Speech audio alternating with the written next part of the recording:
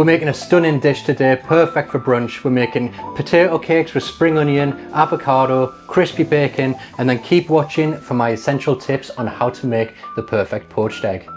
Here's everything you need.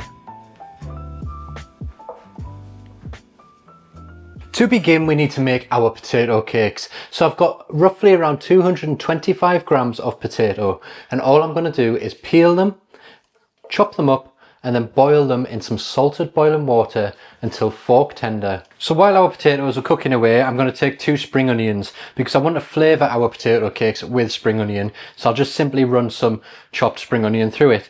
But first, we just need to top and tail the spring onions.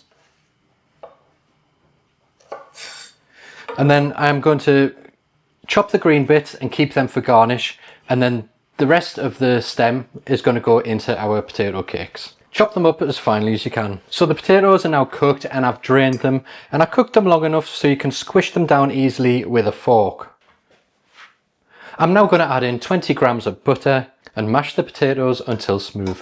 Of course, if you've got a potato ricer, you can pass them through that. So now we've got our plain mashed potato ready, and if you want to make these with leftover mashed potato, then that's absolutely fine. Just maybe don't add the butter if you've already added butter into your existing mashed potato. So next we're going to add in the rest of the ingredients. So we'll begin by placing in 50 grams of plain or all-purpose flour, a good pinch of salt and white pepper, and then the chopped spring onions. We'll then mix it all together until it's well combined, and then knead for 2 to 3 minutes on a lightly floured workbench. If it feels a little bit sticky, you can just add more flour. And once you've got a nice smooth looking dough like this, that's not too sticky to the touch, you can roll it out. And you want to roll them to about 1.5 centimeters in thickness. Do this on a floured workbench with the floured rolling pin, just to make sure things don't stick.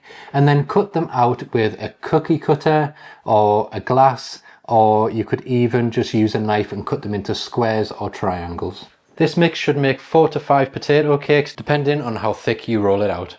To cook them, place a frying pan over a medium-low heat, and once it's hot, add in your potato cakes. I like to do this in a dry pan, but you could add a little bit of butter or oil if you like. And cook them for 2 to 3 minutes on each side until golden.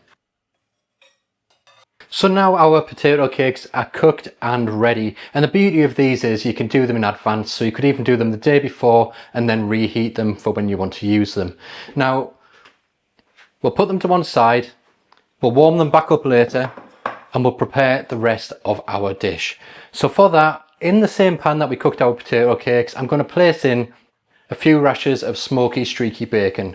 Now I do generally 2 rashers per portion, but it's up to you how much you want to cook. And we're just going to cook that nice and slow until it's crispy. Then we need to prepare our avocado.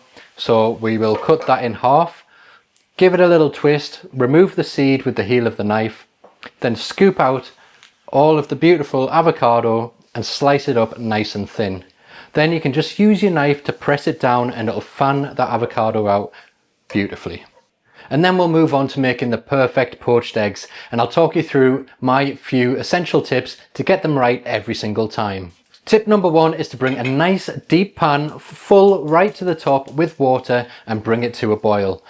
Then you can add in a splash of vinegar. This is roughly around a tablespoon. It can be any white vinegar, cider vinegar, or anything like that will work really well, and this just helps to firm up the egg and just provides that extra security measure. It is optional, you can do it without vinegar if you like. Tip number 2 is to make sure you use fresh eggs, and then we're going to crack them into ramekins. I do this to make sure no eggshell goes in when you drop it into the pan.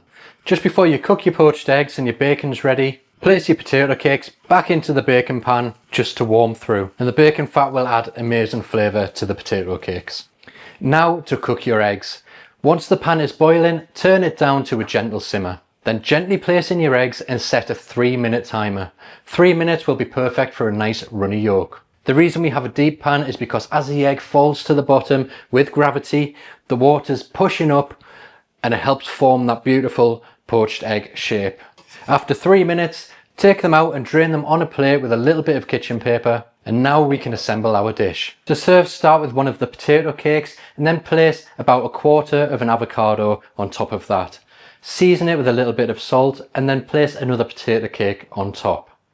Then you can add some more avocado, Season again with a sprinkle of salt, add a couple of rashers of bacon, and then the poached egg. And then of course you can garnish with sea salt, those sliced spring onions we put aside earlier on, and a little sprinkle of chili flakes if you like. So that's how you make this beautiful brunch dish. Potato cakes with spring onion, avocado, crispy bacon, and the perfect poached egg. You'll always find the link to the written recipes in the description of the video and the first pinned comment of the video, so don't forget to check that out as well. If you try it, tag me in it, hit subscribe if you haven't already. Thanks for watching, and I'll see you in the next video.